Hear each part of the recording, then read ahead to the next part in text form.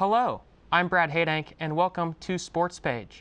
In this program, we talk with the athletes, coaches, and staff who work to make University of Central Missouri Athletics one of the premier college sports programs in the MIAA and Division II as a whole. But today is a little bit different, as we speak with Jenny's Bowling, who is a GLVC member program and also a member of the National Collegiate Program, which falls under Division I. This is Sportspage.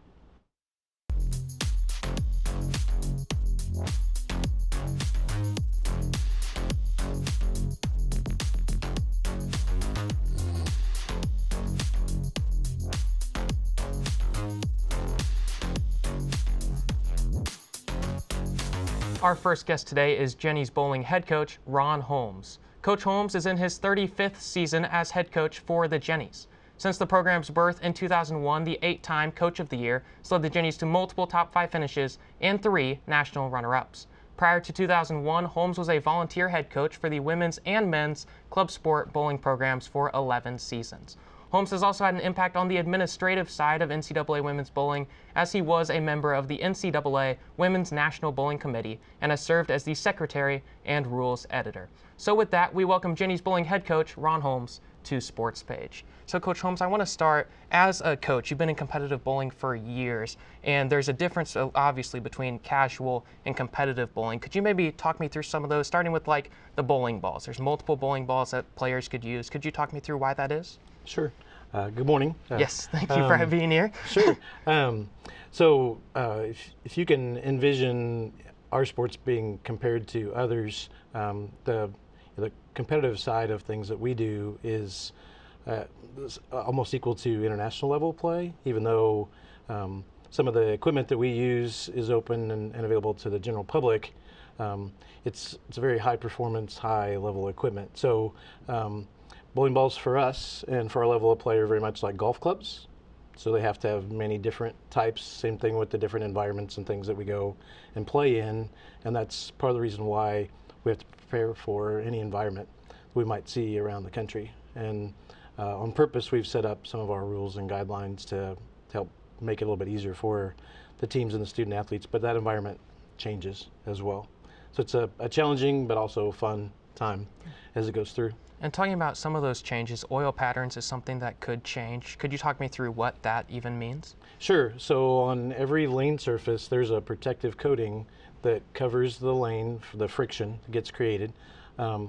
In the competitive environments, they make those quite challenging. You can't see them very well, although at the professional level, sometimes you'll see them colored, that actual coating. And then as you'll notice too, when those individuals play, the environment changes for them as well. The coating comes off.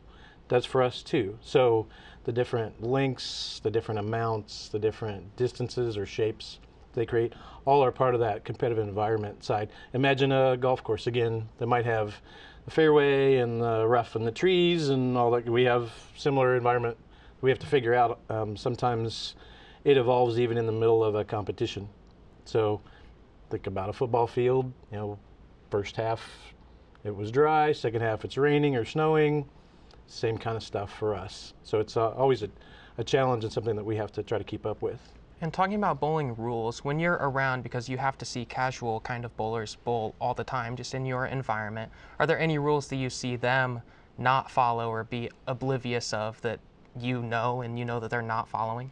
There are, and for our level of play, the big emphasis is on competitive equality, and some of those that might do it at a recreation level may not follow or even know some of the etiquette rules, let alone some of the different things about managing how they take care of themselves. For us, we have some pretty cut and dry guidelines that we're supposed to follow, and there are penalties too, all the way from getting a warning to getting a 0 for a player score or even a team score. There's different things for conduct, things that are incorporated into other sports as well. And then in your eyes, what is maybe a big misconception with competitive bowling? I think maybe the biggest one that we tend to hear is that anybody can do it. Anyone can go and play and enjoy their recreation level, but if someone came and just watched a day, let alone a week, of what the ladies do with how they train, how they have to prepare for all the different things that we'll see and potentially experience, in addition to trying to be a student first. All the different time and challenges that we have away from campus because of the national collegiate schedule. We don't get many home matches, so we spend a lot of time on the road, have to work through those challenges for their academic work, and they do a tremendous job with it. Looking at your team this season, looking down that roster, there were no players from Missouri. Is it a little hard to recruit for bowling, especially in a place where it may not seem as prevalent to see competitive bowlers? It's a little bit tougher in Missouri, more based off of, unfortunately, how the current state is of youth bowling and high school bowling in Missouri. Missouri has it as a club sport, whereas all other states around us have it as a varsity sport. It's not very well defined in the smaller or rural areas, and the bigger cities also have some of the programs that may be able to either keep the kids at home, or those individuals may choose to stay in a private school, an NAI school, or a bigger school with over in St. Louis, perhaps with more money and more resources. So all the things that you hear with some of the other bigger sports, with the name, image, likeness stuff and some of the scholarship items, we get squeezed pretty hard from multiple sides, whereas the NAI or private schools can offer more money and don't have some of the rules and guidelines that we do. And the kids like those things. So it's always a challenge for us to draw athletes. We have signed at least one player from Missouri for the coming year, and we've had various ones over the seasons as well. So. And you're talking about those other schools. You fall under that umbrella of Division I, so that means you're competing against these massive schools as well. Does that make it a little tough for you too? Very much. And I think if you look up and down the national poll, I believe right now the top 16 teams of the 20 are Division I. There's a sprinkling of Division II teams that are also in there. We are receiving votes or on the bottom end of the top 25 poll right now. For the Division II poll, we're 5th in the country. The other 5 schools that are ahead of us are all in our conference. So not only do we get the Division I side, but also our conference is incredibly challenging and something tough to keep up with. So you've talked about the Division I, the Division II side, but at the end of the day, in the postseason, you have to compete with those Division I schools. Is that correct? Because it's all under the... That's correct. Yep. In the current setting, they have some of the conferences that get automatic qualifiers, AQs, and doesn't matter what division you're in, a school is going to be represented from that conference. And then they have some at-large ones. And in the current state, the Division I's dominate those at-large bids. So when we go and we play for those spots, we're always up against some challenges, and trying to keep up with it has become tougher and tougher, but we keep working at it. So prior to this Jenny's bowling program being officially born, you're a volunteer head coach for women's and men's club bowling programs here at UCM. What made you want to start that, be a volunteer coach at that time? So whenever I first came to Central, I was a student going into athletic training and education, and I've always been in the education side of things. Even whenever I finished my undergrad, working on my master's, I was working towards teaching and the medical side of things as it evolved. So I played here myself on the men's club team. Was fortunate enough to do well. We made it to the national championships, and really got a taste for it. Was asked to stay on while I was a graduate assistant for the College of Education, and lo and behold, was given the program my first year starting coaching. So it was very much a labor of love. A lot of time spending my own money too for the club ones, but it was an incredibly neat experience. Several of those teams went on to be #1 in the country. Again, playing against all divisions. Back at that time, we didn't have divisions 1, 2, or 3 or any NCAA play. So you played everybody you saw. But back at that time as well, we had a really neat group of guys and ladies that bought into the vision of what they wanted to do, also maybe preparing themselves for the world that they went out into, and some really special experiences with some of those individuals going on and playing professionally, internationally. We had some of those that won gold medals for Team USA as they went on through.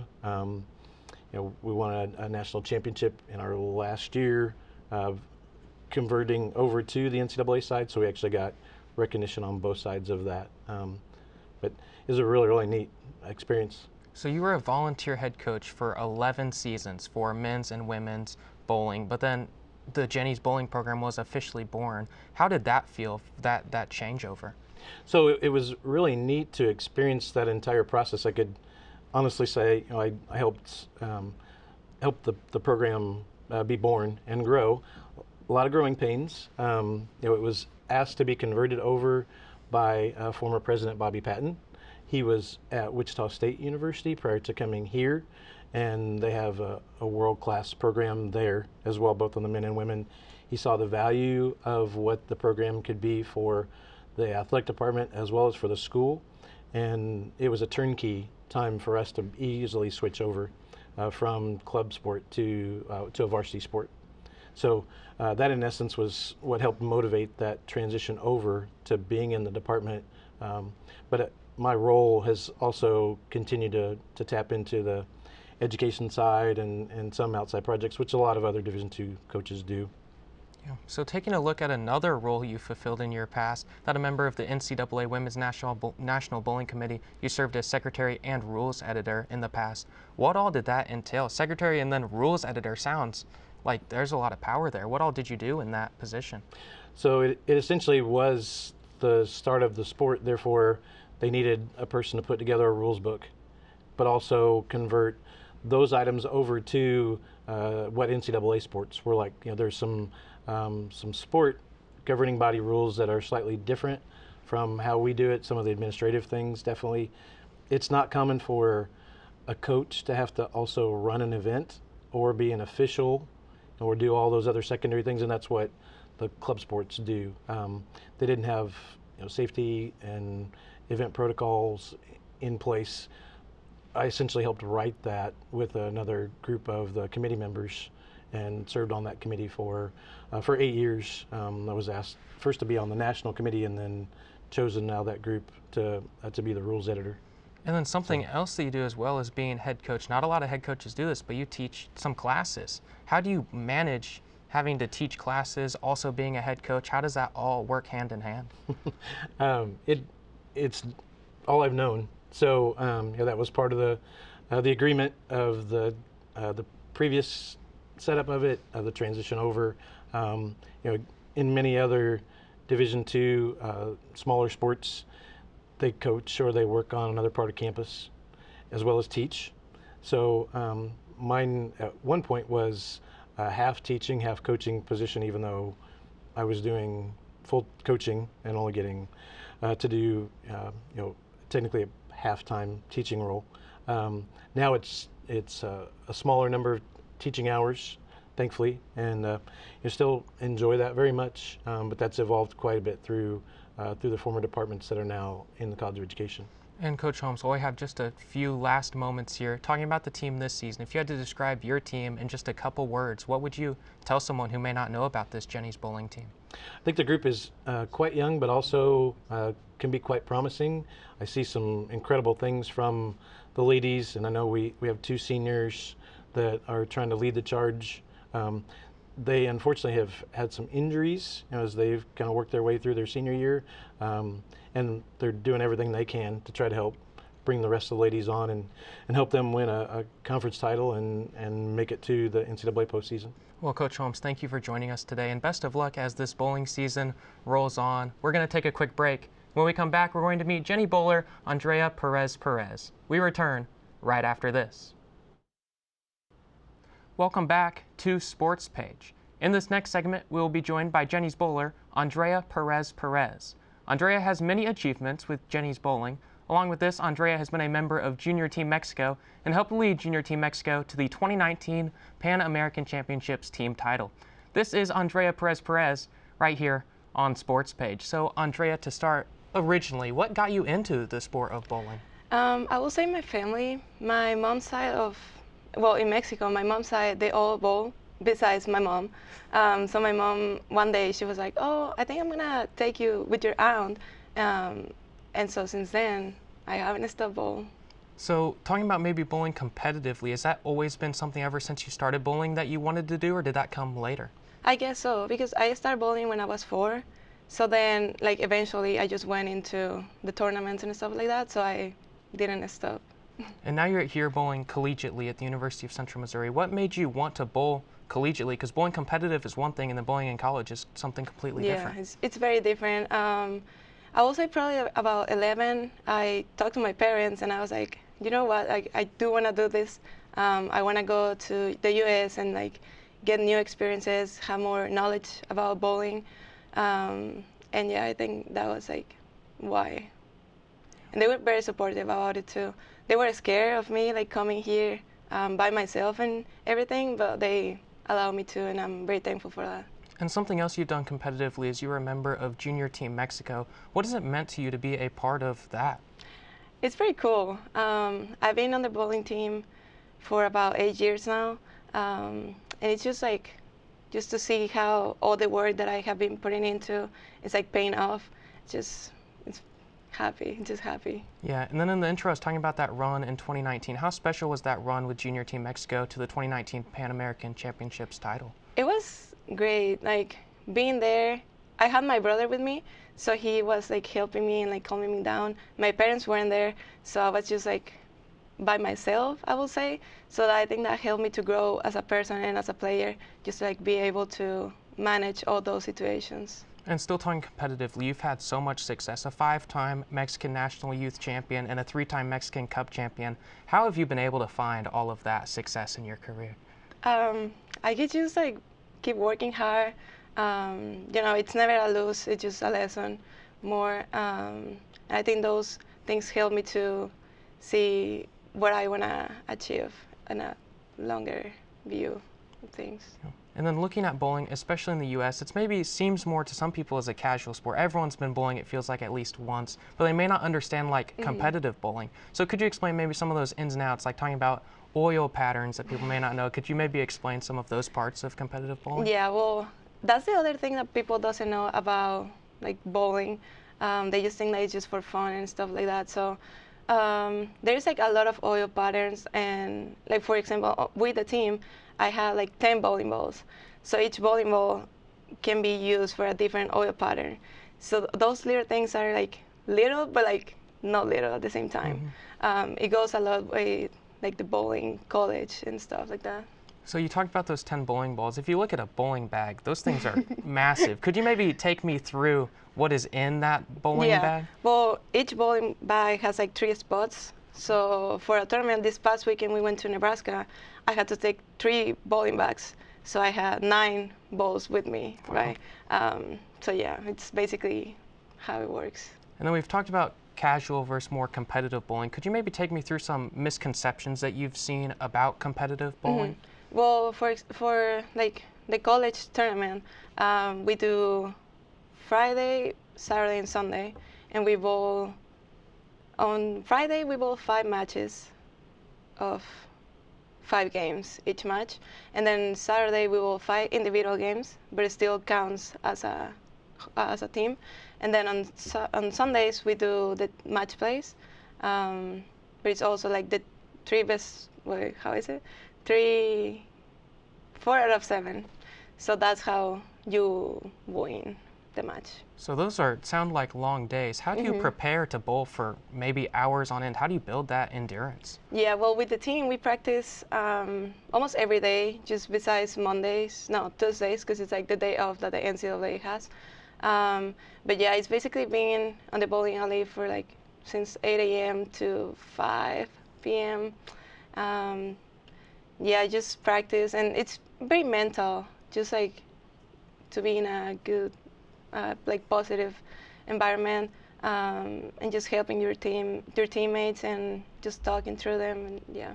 And you've talked about maybe the mental side of bowling. You just mentioned it. How do you maybe work through it when things aren't going so well? How do you overcome that adversity? Yeah, it's kind of hard just because you just want to bowl good to help your team.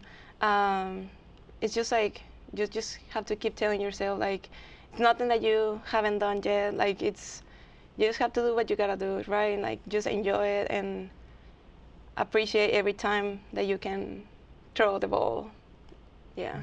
And I bet you've spent a lot of hours in a bowling alley outside of competition as well, probably alongside people who aren't taking it as serious. Have you ever looked over and seen someone not following a rule or something that you know? Do you ever see a rule that's just never followed that kind of drives you a little crazy maybe? Yeah, well, for this last weekend, we went to Nebraska, as I was saying, and when we went to this match where the girl, I was like, we were the anchors, and so we usually have like 20 seconds to go and do our shot.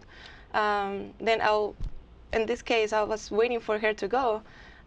She came back like 3 times, and I was just there like waiting for her because she was supposed to go, and I was just like, okay. And then so I went, but it's just like those things, they trying to make you out of your comfort zone, I guess, and just trying to get into your head, and so you just have to learn how to overcome those things. And do those moments ever help you in a competitive match, or maybe if something's not going as well, can you reflect on those moments and take something from that? Yeah, I mean, because you go from like, okay, I've already been in this situation, now I know how to handle it, and just to try and be better than when that situation happened. And you've talked about how you've spent a lot of time in the bowling alley. What is maybe that favorite part about bowling? What keeps you coming back time and time again? I don't know. I really don't know. I guess I just have so much of love for the sport, and like just how I been able to accomplish all these things, travel around the world, and just being here is just like so many opportunities that I just be like, I'm just thankful for it, And you talked about coming here. What made you come here in the first place? Why UCM? I guess it was the coach was a big part of it. Well, when I was looking for colleges, it was like the COVID season, so I couldn't go to campuses and stuff like that. So I had a teammate, which she was from Mexico too. So she encouraged me a lot to be here and like be part of it. So once I talked to coach, he just made me feel part of it and like made me feel important, And I think those are big things. And also they had my major, and it's studying as it goes as the studying comes first, then an athlete. Right. Yeah. So the bowling team, also looking down the roster, comes from all over the world. Was that a big adjustment coming to UCM, maybe not knowing as many people, if anybody? Yeah, it was like a big shock, like the cultural side and like the school, because back home I have never had classes like in English, like full classes. So just coming here, I was like, oh, I gotta learn English because there's no other way I'm gonna get through this. So yeah, it's a big shock, but you get used to it. And earlier you were talking about how important academics are for you, and you've said in a tournament you could be away all weekend. How do you balance that, academics and athletics, at the same time? Well, I usually try to get like most of my homework done before my tournament, so I don't have to be worrying about those things. But it's just like you just have to be able to talk to your professors and be like, I'm a student athlete, just letting you know, like so he can be aware of that you might be gone a lot of the time, but they're pretty understandable with those things, so that helps too. And you were talking about how you recently went to Nebraska for a tournament, and that's not necessarily close. There's a lot of long road trips for you this season, or there has been. How do you manage that? Is that something you get used to, being in maybe the van, the car for a long time, or how does that work for you? Yeah, I guess you get used to it. Like I've been doing this for 4 years now, so it's like just one more trip. But at the same time, it's just like tired, and but that's what I'm here for. So in your opinion, to be a great bowler, because you've had so much success, is there a secret? Or if someone came up to you and was like, how are you so good at bowling, what would you tell them? I guess just like practice, follow your dreams, and don't give up. People can be telling you the things that you maybe don't want to hear, or just don't believe in you, but you just gotta show up and keep going. Yeah, and as of right now, the majority of the season is over, but there's still plenty to go. So how do you feel about this season up to this point? It's very exciting. We're going to Dallas tomorrow, and then next week we have sectionals also in Dallas, and then we have conference. So I think it's like the most important part of the season. It's just very excited, but at the same time, it's just like it's my last time doing it, Right. so it's a lot of feelings in there. Yeah. And you're talking about that postseason bowling field. Does that change the vibe when you're bowling at all, or how do you manage that postseason time? I guess it's just like, well, it's a different feeling just because it's postseason, as you were saying. It's a lot of important, like all the tournaments are important, but these ones are like the most. So we just want to bowl good and get a good score and stuff like that. And when I was looking at it, I didn't realize how long the bowling season really is. I thought basketball was a long season, and the dates for bowling are longer than that. They stretch longer than that. Yeah. How do you deal with such a long season? How do you keep committing day after day and show up every day for a long season? I mean, well, I guess since like you coming here, you know what you are getting into. So it's just like trying to get used to it at the beginning of the season, and for this time it shouldn't be as hard, I guess. But it's just like we go from October to March, so it's really hard, but it's fun. Yeah. And you're talking about kind of that postseason bowling, how things are happening, and then you're going to graduate. You said you're a senior. So what do you think the future might be looking like for you? Is it a really exciting thing to look at? Yeah, I think. I'm probably going to be coaching bowling. So that's another thing. It's kind of excited just because, well, I love bowling and like just, I also like helping people. So I want to make the young bowlers a better person. Well, Andrea, thank you for joining us today, and best of luck as you continue your season. That's all of the time we have for this episode. I'd like to thank our guest coach Ron Holmes and Andrea Perez Perez for joining me, and hope you'll tune in next time for Sports Page.